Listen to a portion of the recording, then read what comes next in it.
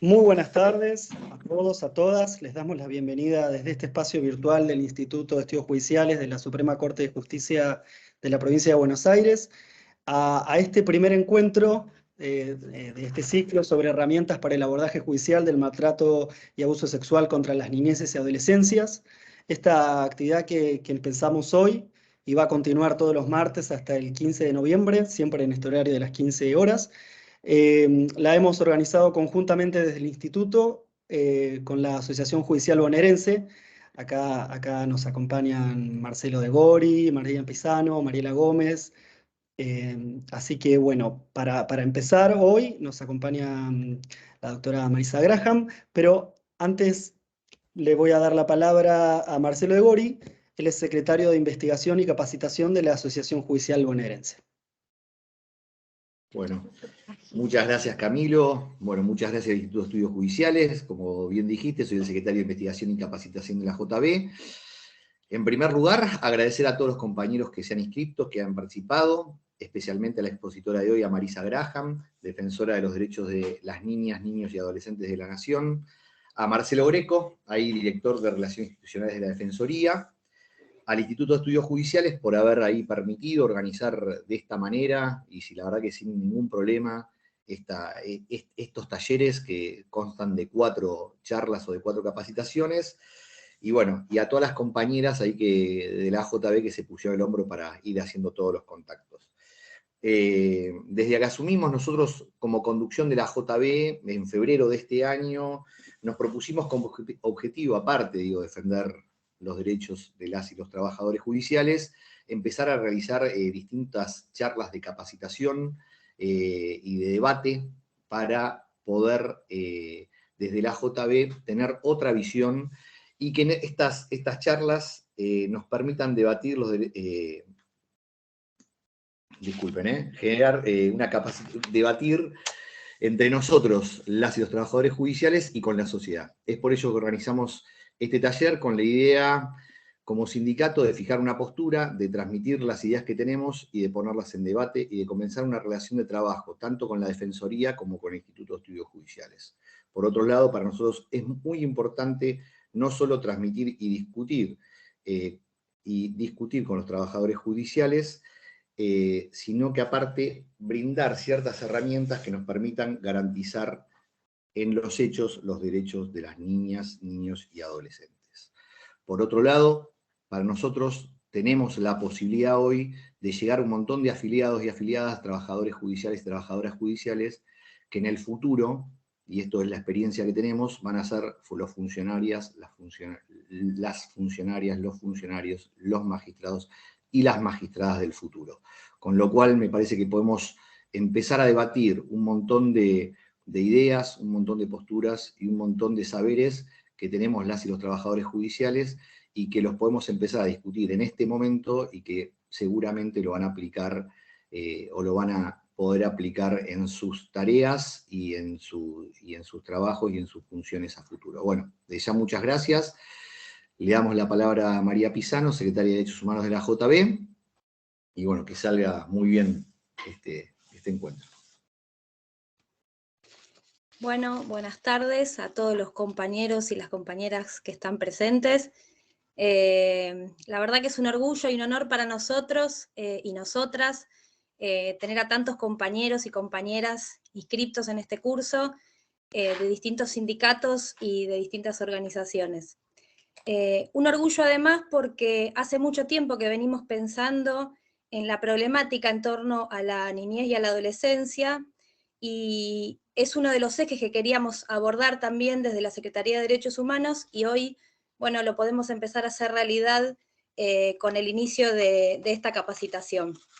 En este sentido, empezamos a pensar en los trabajadores y en las trabajadoras judiciales, que en la mayoría de los casos ingresan al Poder Judicial sin preparación en este tipo de problemáticas, y cómo impacta eso en el acceso a la justicia de la sociedad en general. Lo que sucede en realidad es que esas herramientas están y muchas veces no se sabe que existen o no se sabe cómo funcionan. Para nosotros y para nosotras, creemos imprescindible y creemos que falta una mirada integral sobre la problemática y el abordaje de todos estos temas que tienen que ver con niñez y adolescencia, y que esto requiere un trabajo interdisciplinario entre distintos organismos del Estado y de la sociedad en general, y no solo siempre del Poder Judicial, que en algunos casos se da y en otros casos no. En este sentido también estamos convencidos que este trabajo debe realizarse desde el paradigma de la protección integral de los derechos de niños, niñas y adolescentes, y esto como parte fundamental de los derechos humanos. Así que bueno, ahora sí le damos la palabra a los que saben. Le paso la palabra a nuestra compañera Mariela Gómez. Mariela es trabajadora judicial de la Fiscalía de Intervención Temprana de Violencia en la Familia y de Género del Departamento Judicial de Mar del Plata, y además es co-coordinadora del Consejo Local de Promoción y Protección de los Derechos de Niñeces y Juventudes del Partido de General Pueyrredón.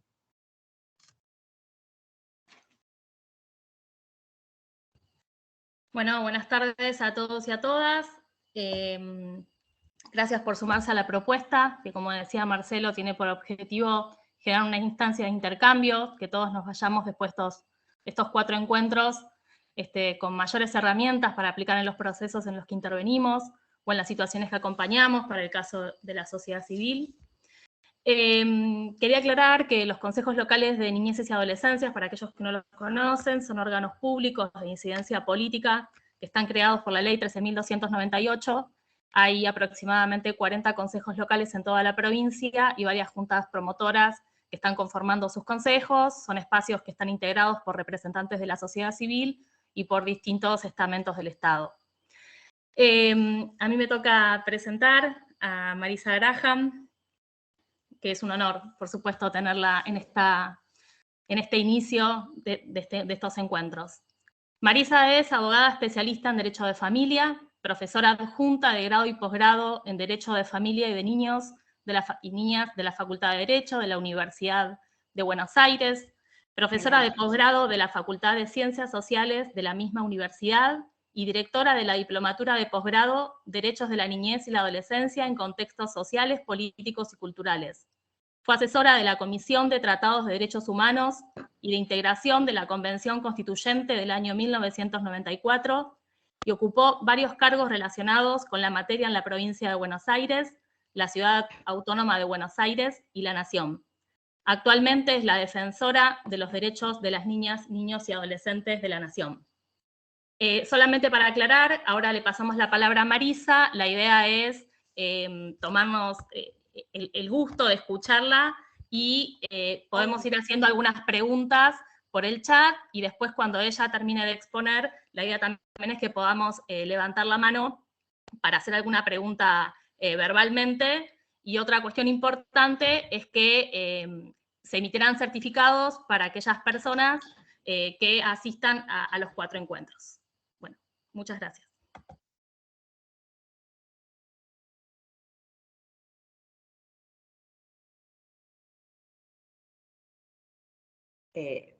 ¿Alguien más va a hablar o ya me toca a mí? No. A vos. Ah, bueno, perdón. Estaba pidiendo aire acondicionado, acá hace mucho calor. Bueno, primero, buenas tardes a todos, a todas, a todes. La verdad, agradecerles la invitación a participar de estos diálogos que pretendemos iniciar o compartir con ustedes en esos términos, en términos de diálogo, sobre todo teniendo en cuenta el tema que por lo menos a mí me dijeron que yo tenía que abordar hoy, no sé si es correcto, que es el tema particularmente de abuso sexual intrafamiliar. Por lo menos eso me dijo Marcelo Greco, que se haga cargo de la comunicación. Pero si quieren podemos hablar también de otras cosas, pero la verdad que este tema es un tema que además de ser de interés para ustedes seguramente, también es de mucho interés para esta defensoría y para nosotros y nosotras en particular. Primero porque evidentemente el abuso sexual infantil y sobre todo el intrafamiliar es una de las vulneraciones de derechos también tal vez más desgarradoras, ¿no? Que pueda sufrir en la vida una persona y sobre todo en su etapa de infancia o adolescencia.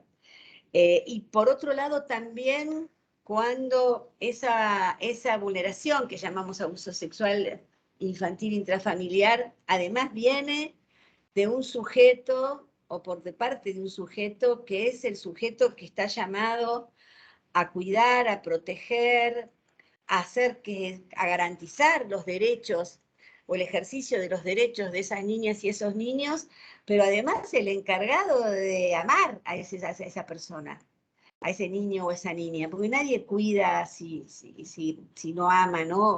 O nadie cuida, o nadie, y también el amor significa el cuidado, entonces en aquellos lugares donde se supone que debe suceder el amor, a veces sucede el horror en la vida de niñas, niños y adolescentes.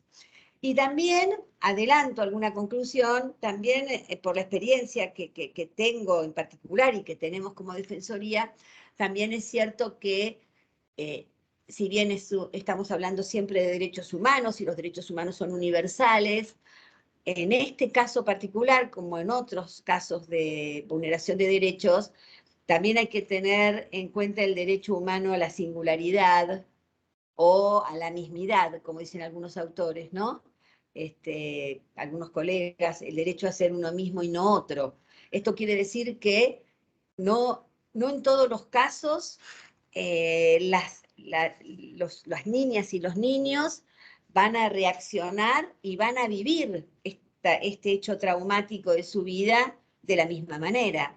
Hay personas que han pasado por este hecho traumático y no han podido salir de él y han quedado atrapados en ese hecho traumático.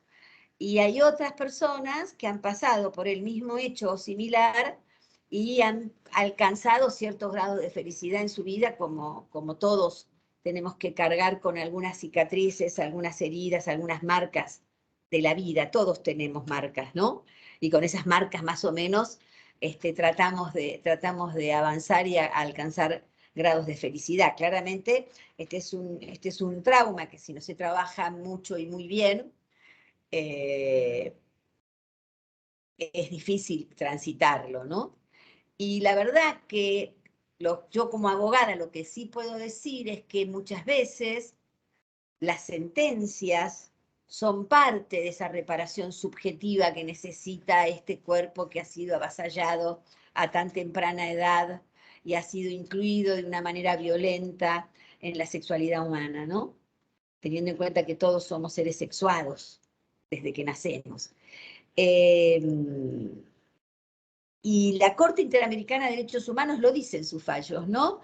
Esta sentencia es parte de la reparación, ¿no? En la parte de las reparaciones, que es como la parte de la resolución de la sentencia, la Corte la llama las reparaciones, suele decir en su primer punto que esta sentencia ya es una reparación para la víctima.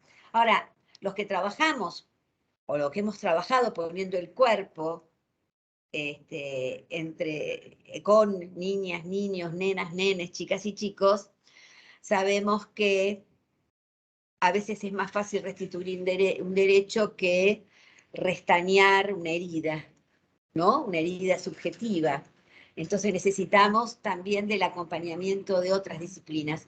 Pero nosotros tenemos un problema en la República Argentina y en el mundo, que es el tema de la violencia contra los niños y esta manifestación que tal vez es la más cruel, ¿no? A veces yo he hablado de la violencia y la crueldad contra los niños, que parece lo mismo, pero no lo es, ¿no? La crueldad es hacer daño en forma sistemática. Y hay niños sometidos a torturas, ¿no? A veces en los ámbitos de su propia familia. Pero el tema del abuso sexual intrafamiliar, y en la mayoría de las veces, muchas de las veces, en altos porcentajes, en Francia más de un 60%, en Italia más de un 50%, cuando es intrafamiliar y es con el propio progenitor o por el abuelo, ¿no? Hay algo que también se rompe, en la sociedad toda y se rompe para la humanidad, que es la prohibición del incesto. Y esto es algo que desde la Defensoría estamos empezando a trabajar desde otro lugar, porque yo les voy a confesar algo que lo dije públicamente y fue tapa de algunos portales y no me trajo muchos amigos, pero lo sigo sosteniendo, y es que aquellos que nos dedicamos a los derechos de los niños hace muchos años, 30 años, o más, no voy a decir ya cuántos, debo confesar, y creo que todos debemos confesar los que estamos en esa condición, que en este punto fracasamos, ¿no? Y yo hago una sinonimia con el movimiento de las mujeres, libertarios de las mujeres, libertarios en el mejor sentido, ¿no? De la palabra libertad, claramente, hoy tan devaluado, ¿no? Ese término. O los feminismos han avanzado muchísimo en sus luchas, en nuestras conquistas, desde la ley de identidad de género, el matrimonio igualitario, ¿no? Las diversidades, en la ley de interrupción voluntaria del embarazo, etcétera, pero tenemos ese techo de cristal que es no poder bajar el número de femicidios por día o por cada 34 horas que hay en la República Argentina. Es como que ahí hay un núcleo duro que todavía no podemos resolver. Con el tema del abuso sexual infantil, yo diría que el mundo de las infancias y las adolescencias y todos aquellos que desde distintos lugares actuamos en aras de garantizar sus derechos, con distintos niveles de responsabilidad y con distintas aristas desde cuales ver esta misma situación o esta misma vulneración, también hemos fracasado. La verdad que no le hemos encontrado la vuelta. No en términos de cómo atendemos al niño o a la niña que ya ha sido víctima, sino en términos de cómo hacemos para prevenir los abusos sexuales infantiles y sobre todo los abusos sexuales intrafamiliares, que vienen, porque el abuso sexual intrafamiliar, me adelanto un poquito, pero el abuso sexual intrafamiliar tiene que ver también con que para la víctima develar la violación, su abuso sexual, suele ser más tardío porque ella sabe, él sabe, la nena, el nene sabe que lo que diga a través de la palabra o a través de su cuerpo, puede generar consecuencias dañosas para aquel o aquella que, más allá del daño que le provoca, ella o él ama profundamente, como puede ser su papá biológico o su abuelito. El máximo, creo, yo tuve un caso ahí cuando trabajaba en la CENAF de una abuela paterna que abusaba de su nieta de 8 años, ¿no? Digo, entonces uno no espera eso, ¿no? Entonces los niños y las niñas suelen proteger a sus mamás, a sus papás, sobre todo en la mayoría de los casos, no porque no haya casos, insisto, de mujeres, como el caso que acabo de mencionar de esta abuela, en general son los varones, ¿no? Son los papás y son los papás biológicos, porque también hay como un desplazamiento hacia el novio de la mamá. Es cierto que a veces las parejas de las mamás, que no son los padres biológicos, pero que viven con las niñas y los niños, suelen ser los abusadores. Pero eso no quiere decir que no haya incesto igual. El incesto sigue existiendo, es igual, por más que no sea el padre biológico. Pero además hay un desplazamiento a otra vez echarle la culpa a la mujer, ¿no? Que es la que elige un compañero que es un abusador. Entonces hay también un desplazamiento de responsabilidades otra vez a las mujeres. Pero yo quería compartir con ustedes algo en relación no solo a qué hacemos después, cuando este cuerpo infantil ya ha sido avasallado, sino qué hacemos antes, ¿no? Y nosotros estamos tratando de hurgar, no en otras disciplinas, sino en diversas disciplinas. En la DF hay antropólogos, sociólogas, psicólogas, trabajadoras sociales, abogadas, ¿no? Tenemos casi un 77% de profesionales componen nuestro plantel, el plantel de este organismo tan nuevo, ¿no? Pero somos todos niñólogos o niñólogas, como suelo decir yo, le puse este nombre hace muchos años. Tampoco me trajo muchos amigos eso. Pero digo, la verdad que estamos tratando de divulgar en otros, en diversas disciplinas, pero que no se dedican a los derechos de los niños, para que nos cuenten un poco cómo lo ven ellos desde, como decimos acá, desde otro frasco, ¿no? Porque ahí vieron que hay frascos. Nosotros estamos en el frasco de los derechos de los niños, y hay otros que ahora estamos trabajando en la próxima observación del Comité sobre Cambio Climático. Entonces, hay otros que saben sobre el cambio climático y los impactos desventajosos que tienen para toda la población, para la humanidad toda, y cómo afectan en particular a niñas, niños y adolescentes. Y esas personas hablan un idioma que por lo menos yo desconocía hasta hace poco que tuvimos una reunión con ellos, porque estamos colaborando con esta observación general. Quiero decir que yo estoy tratando de ver cómo escuchamos otras voces que no se refieran en particular a derechos de niñas, niños y adolescentes, pero que puedan dar cuenta de algo, por qué sucede lo que está sucediendo, por qué está avasallándose el cuerpo de los niños y también atravesando esa línea de la prohibición del incesto que Freud hablaba en Tótem y Tabú, ¿no? Yo me puse a pensar, ya esto no es de ahora, hace rato, así que los que ya me escucharon pido disculpas, pero me parece que es interesante. Yo soy, como buena abogada, tengo una fascinación y una gran curiosidad sobre la etimología de las palabras, de dónde vienen las palabras que solemos utilizar, no solo en el lenguaje cotidiano, sino también en el lenguaje jurídico, ¿no? Por ejemplo, saber que la palabra matrimonio viene del latín y de dos palabras, que es matriz, matri es de matriz, y monium es carga, por lo cual, compañeras, el matrimonio es carga de la mujer. Eso es lo que quiere decir la palabra matrimonio. Como patrimonio es carga del pater, carga del varón. Entonces, cuando una vez piensa en estas tareas de cuidado, etcétera, y por qué tenemos la sobrecarga y bueno, todo esto que ahora está muy en boga, por suerte, con leyes, normas, etcétera, más allá que yo no estoy de acuerdo con la postulación de la desfamiliarización del cuidado, todo lo contrario. Más allá de eso, creo que, bueno, a veces las palabras marcan, ¿no? Y tienen un sentido. Fíjense el peso que tiene la palabra, matrimonio, carga de la matriz, por lo cual vos sos, señora, compañera, mujer, joven, la encargada de sostener esto, ¿no? La carga, tenés la carga de sostener este matrimonio. De la misma manera que el señor tendría la carga de proveer para que ese matrimonio se sostenga. Entonces, me parece que eso es interesante analizar.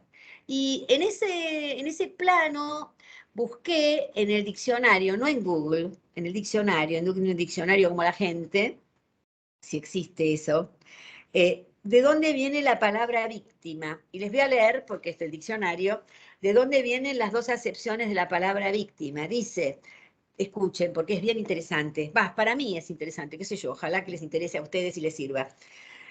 Primera excepción, comillas, persona o animal sacrificado o destinado al sacrificio. Fíjense lo que es la palabra víctima, ¿no? Persona o animal sacrificado o destinado al sacrificio. Y la segunda acepción es persona que escuchen, porque es interesante, persona que se expone u ofrece a un grave riesgo en obsequio de otro. En obsequio de otro. Entonces, cuando aparece la palabra sacrificio, en la primera acepción y también en la segunda, y en la palabra ofrecimiento, voy a buscar qué significa la palabra o qué hay atrás de la palabra sacrificio. Y la palabra sacrificio tiene las siguientes acepciones. Ofrenda a una deidad en señal de homenaje o expiación. Segunda acepción. Y no quiero hacer de esto una cuestión religiosa, sino que estoy hablando de los símbolos. Los signos que hay, atrás, los símbolos que hay atrás de estos signos, que son las palabras, ¿no? La segunda acepción es acto de sacerdote al ofrecer en la misa el cuerpo de Cristo bajo las especies del pan y el vino en honor de su eterno Padre. Y la otra, y la tercera por último, acto de abnegación inspirado en la demencia del amor.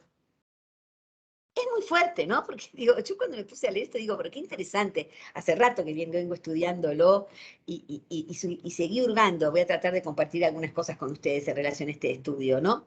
Entonces, fíjense, aparece la palabra homenaje, homenaje a una deidad, un otro con mayúsculas. Aparece la palabra en ofrenda al Padre, ¿no? Al Eterno Padre. Y aparece también el tema del amor, la demencia del amor, ¿no? Entonces, también pensé en otro seminario que di hace poco en la FACA, la Federación de Argentina de Colegios de Abogados, también asociando con esto, ¿no? De violencia, sacrificio y lo que significan estas dos palabras y cómo se entrelazan.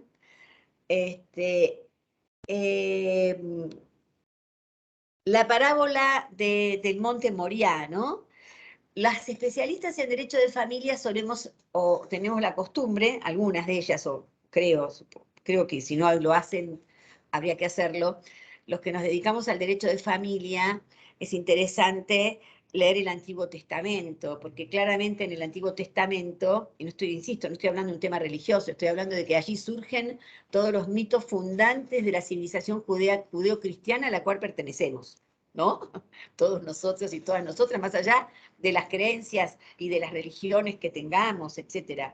Entonces, ustedes recuerdan que es el Monte Moriah, la parábola del Monte Moriah, es cuando Dios le pide a Abraham, cuando va a ir al Monte Moriah a hacer el sacrificio del Cordero, ¿no? Cordero de Dios, que quitas el pecado del mundo, había ofrendas que implicaba sacrificar animales. Y un día Dios se le aparece a Abraham era un señor que hablaba mucho con Dios, y Dios hablaba mucho con Abraham, y le dice, esta vez tendrás que ir al Monte Moriah, pero tendrás que sacrificar a Isaac, que era su único hijo. No sé si recuerdan que Sara no podía tener hijos, bueno, en fin. Y cuando es grande se le aparece el arcángel San Gabriel, que también hablaba mucho con los arcángeles y qué sé yo, en aquellas épocas, y el arcángel San Gabriel le dice que va a ser madre, y es madre de Isaac.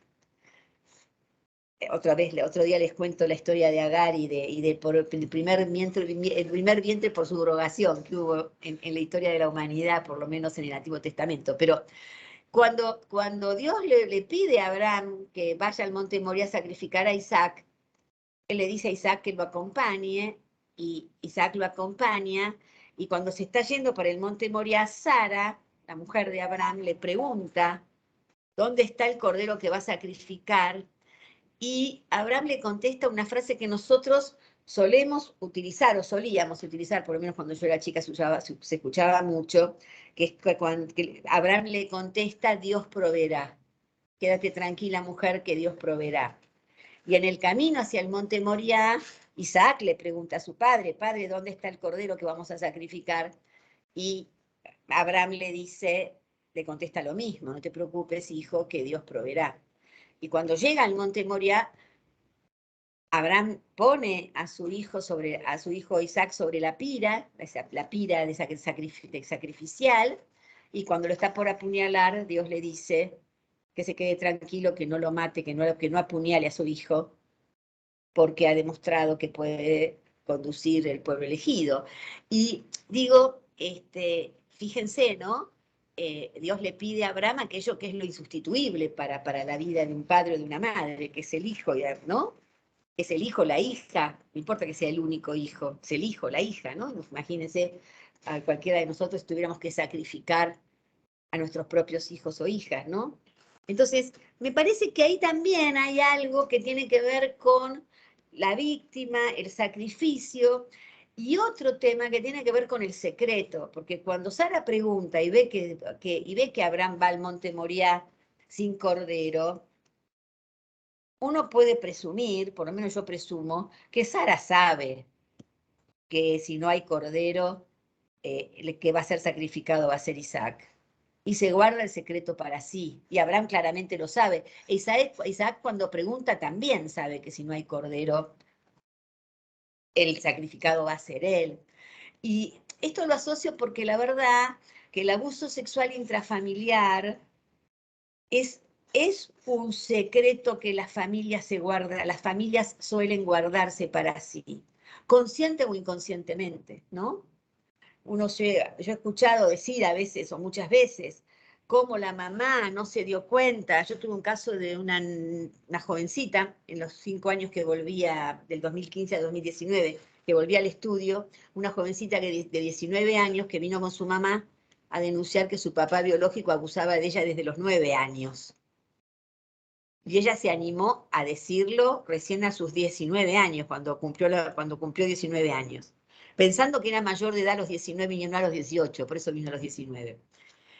Y ella se lo dijo a la mamá, y la mamá en ese mismo momento, cuando la hija le devela este secreto que tiene guardado para sí, la mamá inmediatamente tiene una muy buena reacción, cambia la cerradura, llama a su marido, que estaba casada, que es el progenitor de su hija, le dice, lo insulta y le dice, no vuelvas a casa, nuestra hija nos contó lo que le haces, no vuelvas nunca más, y te vamos a hacer, y ya salimos a hacer la denuncia, cosa que hicimos ese día, frente a un fiscal que por suerte nos tomó la denuncia, lo persiguió y lo encontró además al señor, cosa que no suele suceder. Encontramos un buen fiscal, cosa que tampoco suele suceder mucho o demasiado, es decir, no encontrar buenos o malos fiscales, sino que se investigue a cabalidad el delito, ¿no? Y que se busque al delincuente, en este caso al criminal. Y uno podría preguntarse, y yo y mi socia en aquel momento, y mi maestra, la doctora Mijersky, y yo nos preguntábamos, pero esta señora durante 10 años nunca se dio cuenta de que su marido abusaba sexualmente de su hija, o es una partener, ¿no? Porque si es una partener es consciente. Pero también es cierto que hay veces, hay momentos en que uno prefiere no ver, y no conscientemente, sino inconscientemente, ¿no? No es un problema de ocultar. Una cosa es ocultar conscientemente, y otra cosa es no poder ver aquello que a veces nos pasa por enfrente de nuestras propias narices, pero a veces es como que el cuerpo y la mente se resguardan de algo que no puede, de una verdad que no pueden soportar, ¿no? Entonces no siempre las mamás saben, o a veces saben, pero saben inconscientemente, entonces no pueden ayudar. Ahora, ¿qué hacemos nosotros, no? Cuando este secreto que se guardan las familias para sí, también tienen mucho de cultural. Ah, me quedé afuera, ¿eh?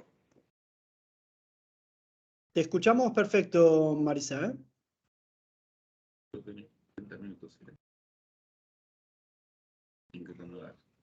Ah, porque ya te pasaron los 40 minutos. Desde que Marisa, empezó. Desde las 5.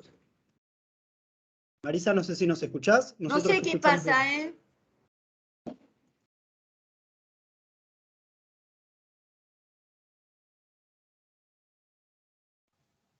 Hola Marisa, nosotros te vemos y te escuchamos bien, ¿eh?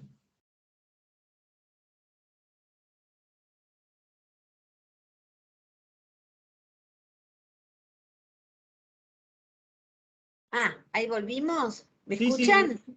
Ah, No tuvimos bueno, problemas para perdón. escucharte. Estamos bien. Ah, bueno, entonces sigo y me apuro porque posiblemente sea por el tiempo. Entonces, acuérdense, por ejemplo, de estos secretos que se guardan las familias para sí, ¿no? Que tiene que ver con la cultura, estas frases populares, pero que a veces nos han hecho tanto daño. O al revés, de alguna manera esa frase popular refleja algo que está sucediendo en el inconsciente colectivo, como diría Charlie, ¿no? Charlie García. Estas cosas de los trapos sucios se lavan en casa, cada familia es un mundo, lo que pasa dentro de estas 4 paredes no sale de estas 4 paredes. Entonces, para ser rápido, a ver, me parece que entonces la pelea es bastante desigual, porque estamos peleando contra siglos, ¿no? De algo que sucede con el cuerpo de los niños y de las niñas. Y cuando digo cuerpo, no hablo solamente del físico, porque los físicos, el físico tienen solo los animales, las personas humanas, las personas tenemos cuerpo, ¿no? Entonces, nosotros no solo decimos con las palabras, también decimos con todo nuestro cuerpo, ¿no? Por eso cuando la escucha de los niños tiene que ser interdisciplinar, porque no solo hablan, sino hablan y dicen con el cuerpo. Y además también necesitamos especialistas que no solo interpreten aquello que los niños dicen, sino sobre todo aquellos que callan, o aquello que callan, ¿no? Entonces para eso necesitamos especialistas en la escucha. Pero lo que sí quiero decir es que estamos luchando contra algo que está de alguna manera muy metido y que es un secreto y que aparentemente lejos de revertirse, pareciera por lo menos que hay más casos. Entonces, esto es una complicación. Ahora, ¿qué nos piden a nosotros?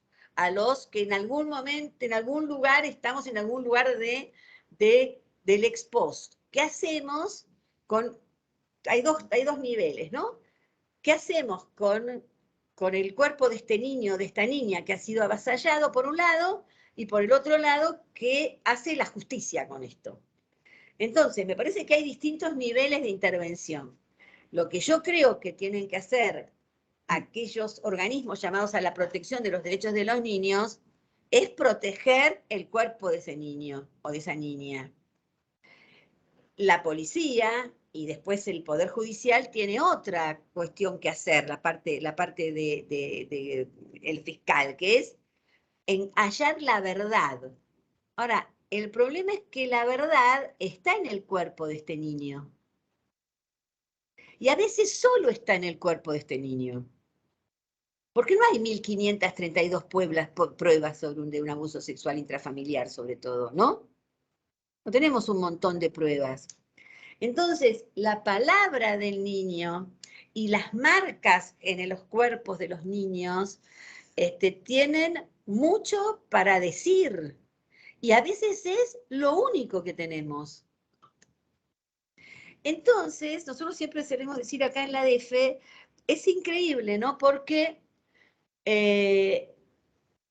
si un nene va y dice, me robaron la bicicleta, nadie va a dudar de su palabra. Y van a decirle, me robaron la bicicleta.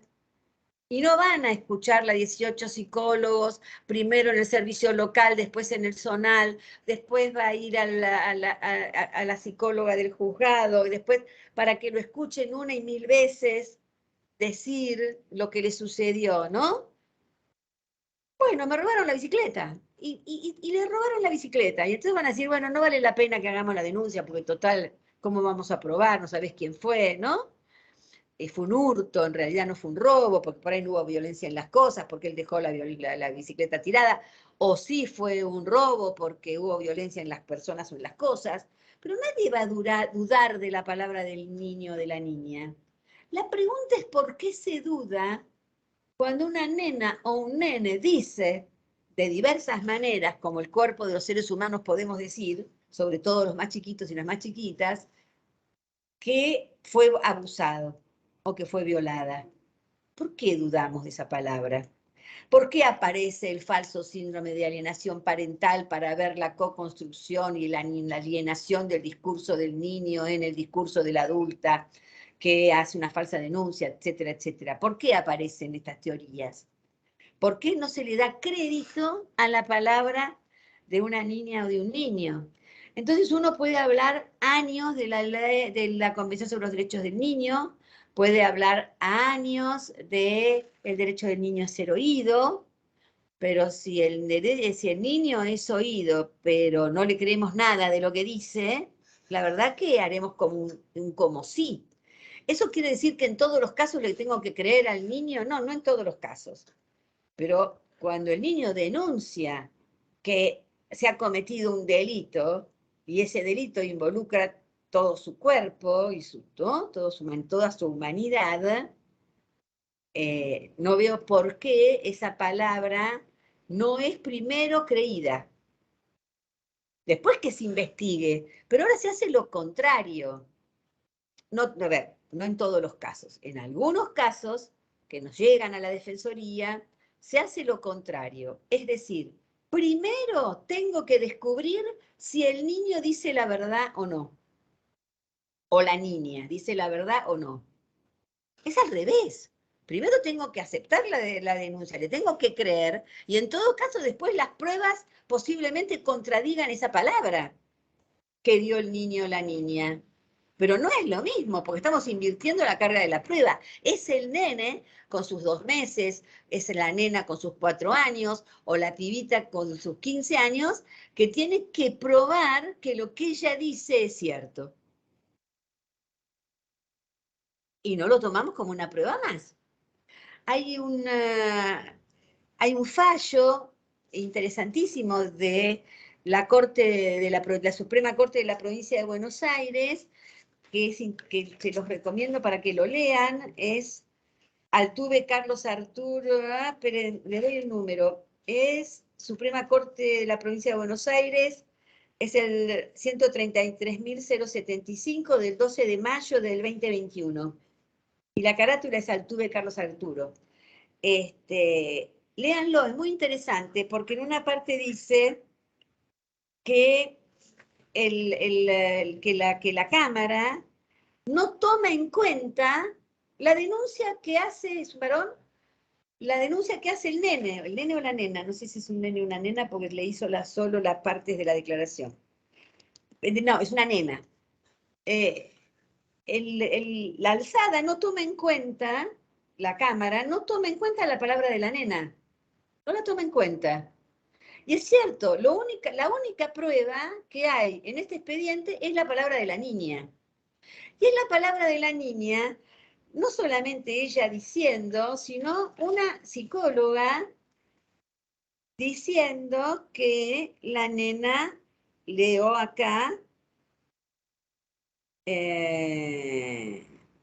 ¿dónde está? Bueno, no lo encuentro ahora, pero ella dice, la psicóloga dice que la nena tiene evidentes signos de haber sido víctima de un abuso sexual, que no hay ninguna razón para dudar de la palabra de esta nena. Y a pesar de eso, no solo descalifican la palabra de la nena, sino que también descalifican la palabra de la psicóloga. Cosa que está sucediendo mucho últimamente, ¿no? En el famoso llamado backlash, que es el ataque y la violencia que sufren no solo las víctimas directas, en este caso esta niñita abusada, sino también la psicóloga que se anima a decir aquello que escucha de la niña. Y que también es perseguida y también es acosada y también es amenazada, ¿no? Nosotros tenemos acá denuncias de backlash de organizaciones de trabajadoras sociales, de psicólogas, de psicoanalistas, que también que vienen a denunciar este fenómeno del backlash. Y fíjense que lo que dice es, lo que dice la Cámara para desestimar la denuncia es que es solo la palabra de la niña en solitario. Pero no es solamente la palabra de la niña, es la palabra de la niña y la opinión de una experta que le escucha y que le dice y asesora al tribunal y le dice, hay signos evidentes en esta niña de que esta niña ha sido víctima de abuso. Entonces, nos parece interesante porque es un fallo que revierte y manda de nuevo el expediente a primera instancia para que se investigue. ¿Y por qué me parece interesante? Porque aquí hay dos cosas bien importantes. La primera es trabajar mucho y mejor el derecho del niño a ser oído. Y tener muy en claro para ustedes que son funcionarios del Poder Judicial, que la escucha de un niño en un proceso no es un momento, no es solo un acto procesal, lo es, pero no es solo un acto procesal. Y no es solamente 20 minutos. Es un proceso la escucha de un niño o una niña víctima o por lo menos que denuncia abuso sexual infantil, porque la develación no sucede de un momento para otro, hay mucho escrito sobre este tema, por lo cual, cuando hay una denuncia de abuso sexual infantil, sobre todo el intrafamiliar, donde ahí no solamente hay temor a una represalia, sino fundamentalmente hay una protección del niño, aquel que que lo agrede o lo violenta o abusa o lo agrede, sí, o lo abusa sexualmente de él, porque sabe que su palabra le puede traer consecuencias a esa persona. Que si es el papá, él quiere a su papá, o quiere a su abuelo, o quiere a su hermano. Y entonces no prefiere someterse a este sacrificio en amor a este otro con mayúsculas, que es aquel que debiera protegerla y que debiera garantizar sus derechos. Entonces, la primera cosa es trabajar un poco más el famoso artículo 12 de la Convención sobre los Derechos del Niño, y saber que el derecho del niño a ser oído y a que su opinión sea debidamente tomada en cuenta. No se trata de la niñocracia, de que sea escuchado en todos los casos. Yo no creo que tenga que ser escuchado en todos los casos, pero sí creo que es imprescindible que sea debidamente escuchado en este caso de abuso sexual intrafamiliar. Y por otro lado, nosotros sacamos una recomendación, que es la recomendación número 8, que les recomiendo que la lean, está en nuestra página web, que habla que desarrolla mucho el tema del derecho de los niños a ser oídos y oídas, y tiene cosas bastante interesantes, por lo menos para la DF. Y tenemos otra recomendación, que es la recomendación número 2, que habla del abuso sexual y la vinculación y las vinculaciones forzadas, ¿no? O las revinculaciones forzadas, que también les recomendamos que la lean si tienen ganas. Pero hay algo que a nosotros nos preocupa, que está en la recomendación número 2, que es que tenemos el siguiente problema, y es un nudo crítico, y que tiene que ver casi exclusivamente con el Poder Judicial. Ustedes tienen una demanda o una denuncia penal y tienen una denuncia civil, seguramente, porque se piden medidas de restricción se llama no de restricción de acercamiento, sino que primero que se vaya, de exclusión del hogar, ahí me salía la palabra. De exclusión, de exclusión del hogar, del agresor. Hay medidas, esas medidas se toman en sede civil, aunque también las puede tomar el juez penal. Pero, ¿qué sucede? Muchas veces las víctimas, las niñas y sus mamás, o las personas que las acompañan en la denuncia, o los niños, ¿no? A veces no tienen la posibilidad de constituirse en querellantes, entonces se archiva muy rápidamente. Entonces, en la provincia de Buenos Aires tenía acá el dato, casi todos los departamentos judiciales tienen cámara Gesell. Y está bueno este instrumento, y se usa bien. Pero hay un alto grado de archivo de las causas penales. Entonces, toda esta conflictividad, porque el archivo de la causa es lo peor que puede suceder en este caso en particular. ¿Por qué? Porque el señor denunciado por este delito, porque el abuso sexual infantil es un delito, es un crimen, es un delito, el señor denunciado sigue sosteniendo que él es inocente. Y la niña, o aquella persona, y el mundo adulto que acompaña a la niña o al niño, sigue sosteniendo que él es culpable. Entonces, y esa conflictiva se traslada al juzgado de familia. Y ahí estamos años con medidas de restricción, que son medidas cautelares, que se prorrogan sine die, y pocas veces se inician de un lado o del otro medidas de fondo, ¿no? Entonces la medida cautelar se convierte en una medida de fondo. Cuando una medida cautelar es eso, es una medida cautelar que debe ser corta en el tiempo. Entonces, nosotros solemos decirle a las mamás, por ejemplo, que vienen con su niño o su niño a hacer una denuncia, le decimos que prorrogue una vez, prorrogue 2 veces, pero a la tercera vez le decimos, pida lo que se llama una privación de responsabilidad parental.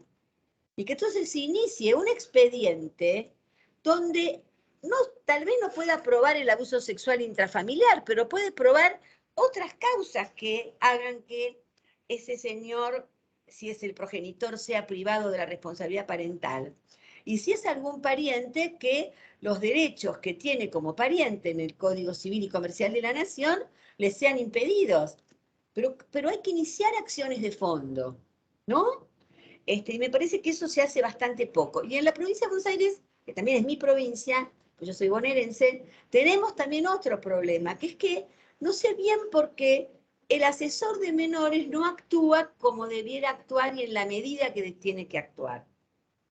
Entonces no solo necesitamos a veces abogado del niño o lo que nosotros llamamos patrocinio, defensa técnica, sino también necesitamos que el asesor de menores actúe en un expediente y en otro.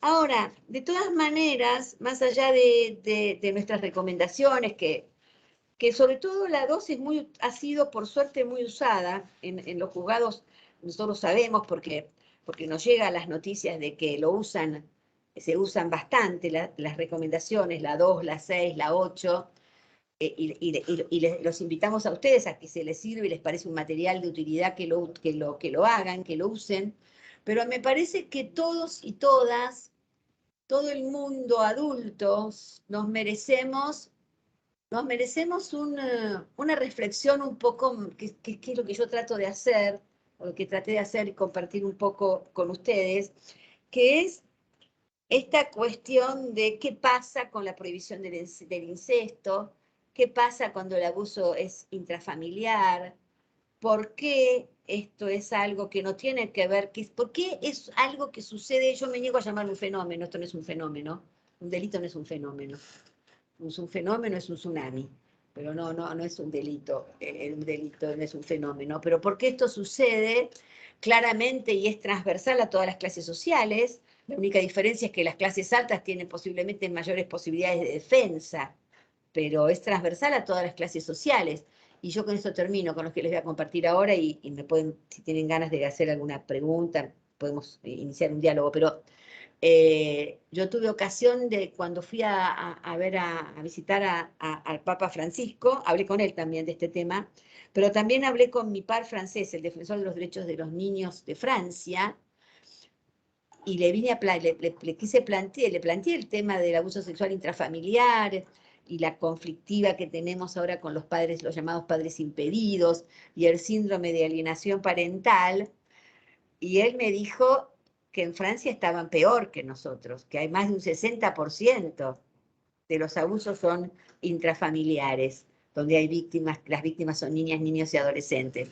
Por lo cual está probado, se prueba allí. El Papa Francisco me dijo que en Roma era más del 50%, perdón, en Italia era más del 50%.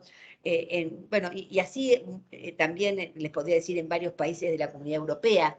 Por lo cual queda demostrado que no se trata de una cuestión solamente de la promiscuidad en la cual viven nuestras familias más empobrecidas, ¿no?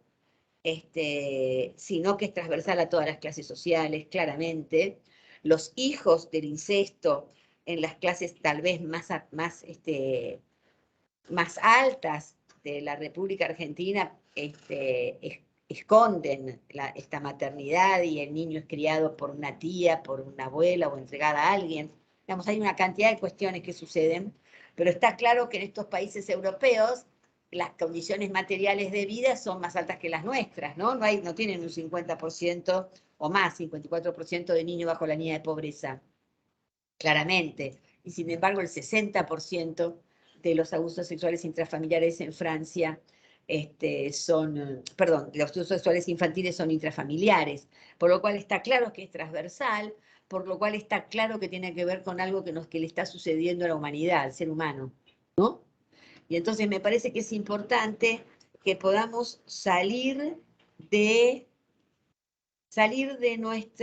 nuestros saberes para poder escuchar a otros y a otras y para pedirles opinión, porque uno puede empezar a resolver algo, por ejemplo, la vulneración de un derecho, en este caso, ¿no? Una violación brutal de un derecho, cuando sabe las causas. Entonces, cuando vos sabés las causas, es más fácil poder ver cómo incluso tratás las consecuencias. Yo lo que sí estoy segura, y con esto sí termino, es que hay que desterrar todas aquellas, y además también lo dice en alguna legislación comparada. Por ejemplo, hay una norma en España que prohíbe en los procesos de familia la utilización del falso síndrome de alienación parental en el Poder Judicial, en los fallos judiciales. Nosotros tenemos fallos de la Corte incluso que hablan del síndrome de alienación parental, que ha sido descalificado en el mundo entero, ¿no? Y cualquier otro tipo de obstáculo de cualquier naturaleza que obture la voz de los niños, insisto, aquello que dicen los niños, aquello que callan, y los rastros y las marcas que el abuso sexual intrafamiliar y otros tipos de violencias quedan en los niños y las niñas y las y los adolescentes. Y en otra charla podremos conversar de cómo tratar luego, pero no le corresponde tanto al Poder Judicial, de cómo tratar luego de restañar las heridas de una niña o un niño abusado. Bueno, muchas gracias y perdón por la extensión. Un gusto, Marisa, escucharte. Hay una persona, Gisela Chiavero, habías levantado la mano. ¿Querés? Te habilitamos el micrófono para que puedas tomar la palabra.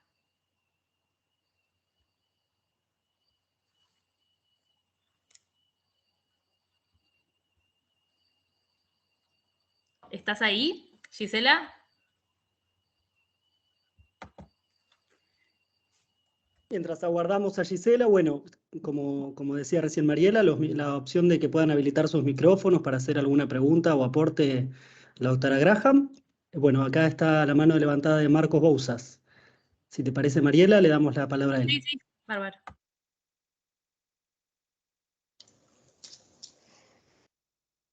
Marcos, te escuchamos. ¿Qué tal, doctora? Buenas tardes, antes que nada.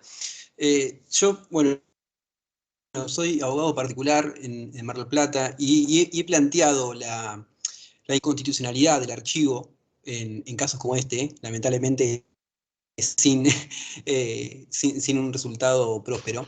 Pero yo lo que quisiera preguntarle a usted es si usted cree justamente que si usted cree que es necesario una reforma del Código Procesal Penal en cuanto a lo del archivo, en este caso, como por ejemplo existen en otros casos de otros códigos procesales, incluido el Código Procesal Penal federal, donde ante un archivo se le da la posibilidad a la víctima de que pueda instar la acción penal de manera autónoma.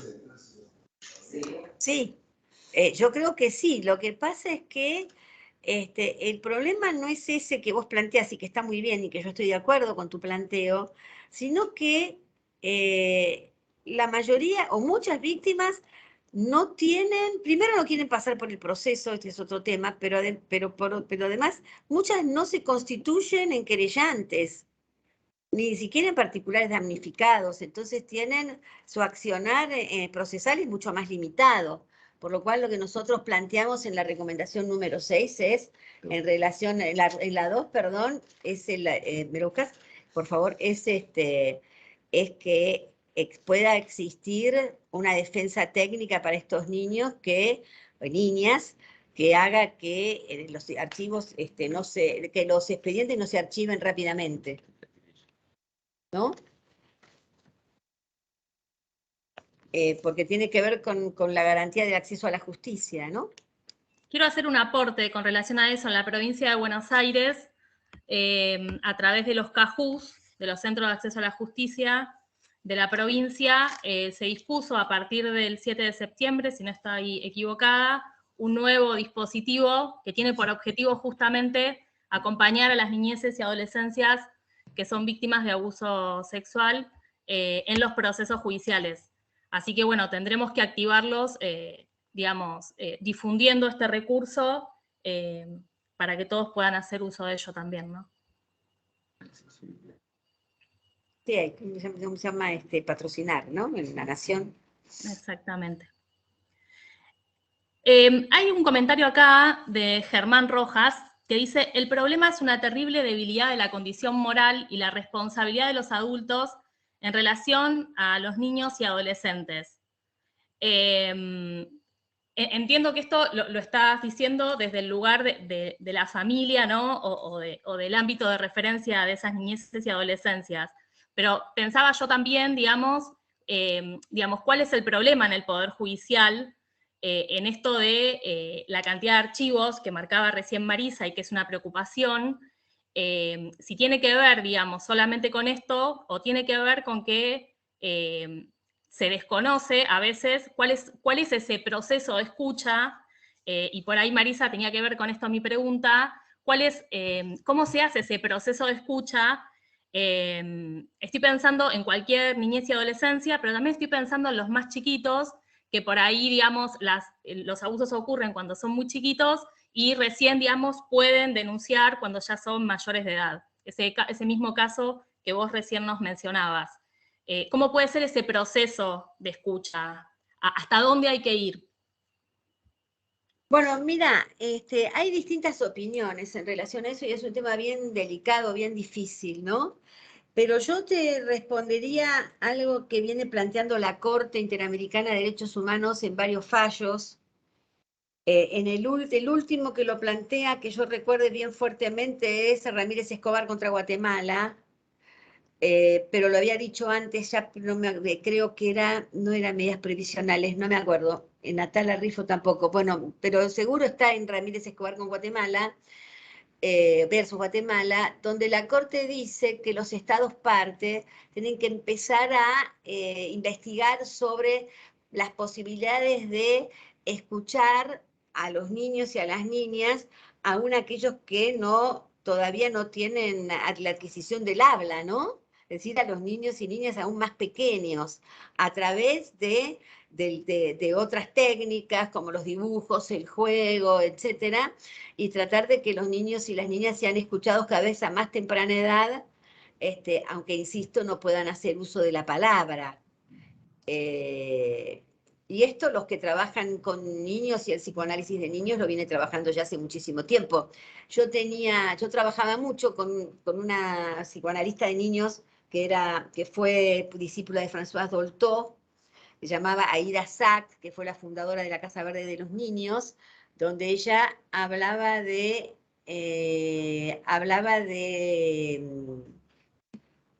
ella trataba a chicos muy chiquitos y podía develar cuestiones que le habían sucedido a las niñas y a los niños en relación a abusos sexuales intrafamiliares a través de distintos métodos de escucha que no tenían que ver con la oralidad.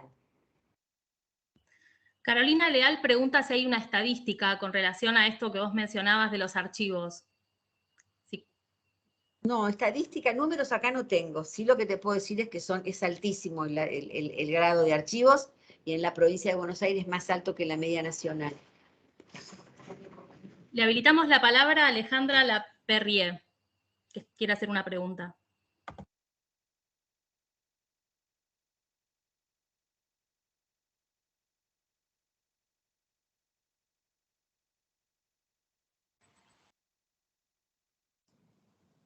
Hola Alejandra, habilita tu micrófono, así puedes hacer la pregunta y bueno, vamos haciendo una o dos preguntas más y ya vamos cerrando.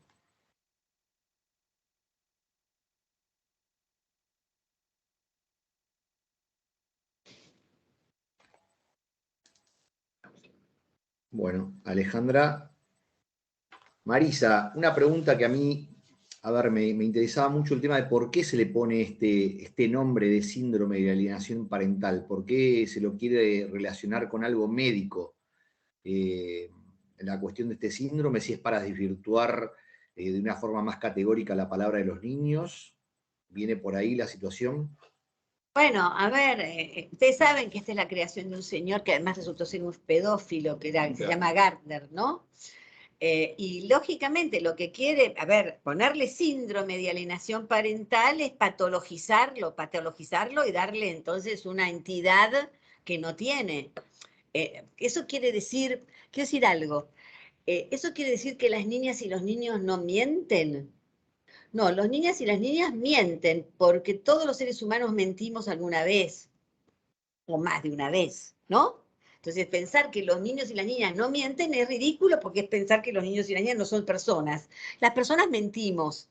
Ahora, una cosa es mentir y otra cosa es no creerle a una nena o un nene cuando denuncia de distintas maneras que su cuerpo fue avasallado. Entonces, y la idea de poner, fíjate que los que ahora están insistiendo y dándole otra vuelta de rosca al síndrome de alienación parental, lo que dicen es, bueno, no es un síndrome, saquémosle la palabra síndrome, pero la alienación parental existe igual, y a los fines es lo mismo, es obturar la voz del niño o la niña diciendo que esa voz está influenciada por una otra o un otro que le dice lo que tiene que decir. Adriana René Yuso quiere hacer una pregunta. Está pobre con la manito así, hace rato que la veo. Hola, ¿qué tal? ¿Cómo Buenas estás? tardes, doctora. Bien. A mí me preocupa más allá de lo que pasa en la justicia penal, lo que pasa en la justicia de familia respecto al uso, tal vez como lo dijo en un momento, abusivo, la niñocracia. Vemos todo el tiempo cómo con el uso del artículo 12 del derecho a ser oído, se los somete a situaciones que a veces hasta diría vulneratorias, porque hemos visto preguntándole cosas respecto a situaciones familiares, no estamos hablando de abusos, pero que tienen que ver con situaciones que por ahí ocurrieron dentro del ámbito familiar, con violencias y situaciones entre los progenitores, que obviamente el niño fue testigo de violencia, la violenció de manera, diría, casi entre directa e indirecta. Entonces, creo que hay un uso de esto, de, como bien lo dijo, que no es un acto procesal, sino que es un proceso, y donde por ahí los profesionales del ámbito del equipo técnico hemos visto que y recomendamos no hacer la intervención por la situación, el encuadre en que se le propone este tipo de escuchas, porque no es obviamente un ambiente tan ni familiar ni reconocido por el niño, porque viene a un lugar y hay 3 o 4 personas. Entonces, digo, ¿qué pasa con esto? Que los profesionales del derecho, los jueces, los secretarios, no están pudiendo ver y lo usan todo el tiempo, no como un proceso, sino como un acto procesal que de no cumplirse tendría ante la Cámara una nulidad lo que se está haciendo. Entonces, me preocupa esta mirada, diría como todo el tiempo sobrepuesta respecto del artículo 12, a tal punto de que le pueden declarar nulo todas las intervenciones realizadas en el proceso. Bueno, eso es un fallo de la Corte, ¿no? De la Suprema Corte de Justicia de la Provincia de Buenos Aires, que declara nulos los procesos donde los niños, niñas y adolescentes no han sido debidamente escuchados. Me parece que el tema es, la pregunta es si deben ser escuchados en todos los casos. Entonces, hoy yo estuve hablando, yo no tengo ninguna duda que si estamos en un caso de abuso sexual infantil, la víctima tiene que ser escuchada, claramente, ahí no hay ninguna duda, en sede civil y en sede penal. Lo que yo no estoy de acuerdo, pero es mi opinión personal, es cuando hay cuestiones que tiene que resolver el mundo adulto y se involucra la palabra de los niños. Eso me parece que no es necesario, no lo hacíamos antes, no sé por qué tenemos que hacerlo ahora. Por ejemplo, ¿por qué tienen que participar los chicos en una disolución o adjudicación de los bienes gananciales? ¿Qué sé yo? A veces, entonces, a ver, no siempre los niños y las niñas deben ser escuchados. Ahora, en la violencia intrafamiliar, eso es complejo. ¿Por qué? Porque nosotros decimos, ya hace mucho, no es desde ahora, que un niño o una niña testigo de violencia intrafamiliar también es víctima. Si yo veo que mi papá o mi hermano, para no poner siempre el progenitor, porque después los padres se enojan conmigo, apalea todos los días a mi mamá, yo también soy víctima de violencia, porque es violencia psicológica, emocional, espiritual, si quieren, incluso para algunos, ¿no? Digamos, si yo veo todos los días a mi madre llorando porque mi padre o mi abuelo o mi hermano le rompe 2 costillas cada 2 por 3, yo también. Vivir en un entorno violento también aunque yo no sea la víctima directa de esa violencia, también me convierte la violencia, esa violencia física. Pero vivo en un ambiente violento y entonces también soy víctima de esa violencia. Entonces, eso me parece bien. Ahora, lo que no me parece bien es escudriñar en el cuerpo de los niños y escudriñar en la palabra de los niños para develar cuestiones que por lo menos a los que protegemos los derechos de los niños es un problema de la justicia y que la justicia se las arregle con otro tipo de pruebas también, ¿no? Digo, y no necesariamente siempre la voz de las nenas y los nenes como si fuera una variable de ajuste. Ahora, los fallos en los que yo he visto, por lo menos la Suprema Corte de Justicia de la provincia de Buenos Aires, que los declara nulos, son casos, porque lo que es lo que yo he visto, son casos en los cuales efectivamente era necesario escuchar la voz de los niños. Por ejemplo, cuando los niños, cuando una jueza o un juez o un tribunal cualquiera ordena la restitución de un niño al otro progenitor o progenitora y el niño o la niña en cuestión por H o por B no quiere. Y entonces se lo obliga con el auxilio de la fuerza pública, entonces vemos esas imágenes en televisión, que además esas siempre se televisan, por supuesto, porque garpan televisivamente, lamentablemente, esos niños tironeados con un montón de adultos gritando y llorando alrededor y la policía tirándolo de un lado y el papá o la mamá tirándolas del otro. Esas escenas me parece que son brutales y que la verdad que ahí sí hay que escuchar al niño. Y si el niño no quiere, supongan ustedes que el niño no quiere ver al papá. No hay abuso, no estamos hablando de abuso, suspendamos en un momento el tema de abuso sexual intrafamiliar y pensemos en cualquier situación en la cual el nene, por ahí hace mucho tiempo que no lo ve, X circunstancia, él dice, no quiero ver a mi papá. Entonces ahí lo que amerita es iniciar un proceso donde el niño se trabaje para que el niño en algún momento llegue a ver a su papá o a su mamá, o a su abuelo, o a su tío, o a sus hermanos. No obligarlo por la fuerza, con el auxilio de la fuerza pública, a hacer algo que no quiere, pero sí armar un tipo de dispositivo no violento para que el niño no esté en el medio de una situación como la que solemos ver en la televisión, lamentablemente. ¿Se entiende lo que quise decir? ¿Sí? Gracias por la pregunta. Marisa, me parece que estamos para cerrar, sabemos que tenés muchas actividades y que estás ocupada, así que bueno, te queremos agradecer desde la AJB y desde el Instituto de Estudios Judiciales. Muchas gracias por haber participado y por haber dedicado este tiempo con nosotros. Y bueno, seguiremos, para todos los participantes, seguiremos los próximos 3 martes con este taller. Muchas gracias, Marisa. Chao, gracias a ustedes. Chau, hasta luego. Hasta luego.